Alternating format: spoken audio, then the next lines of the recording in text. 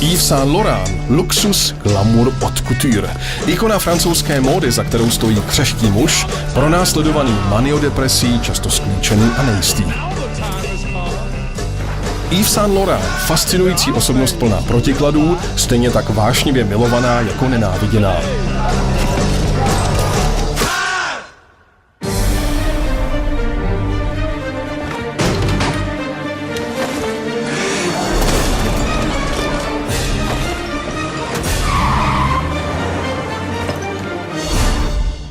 Francouzský režisér Jali Lesper natočil životopisný snímek jednoho z největších módních návrhářů 20. století, který vyniká nejen velkým citem pro vizuální stránku, ale především hereckými výkony hlavních představitelů Piera Niniho a Guillauma Galliena jako Yves Saint Laurenta a jeho partnera Piera Bergé.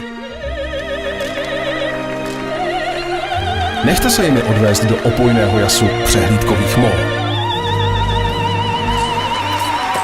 Yves Saint Laurent. Partnery regionálních ozvěn Febiofestu jsou město Karlovy Vary, Karlovarský kraj, Nokura Multimédia, Mercedes-Benz, MyStay, Eiffel Studio a Hotel Thermal. Regionálními mediálními partnery jsou regionální televize CZ, Radio Egrensis a KTV.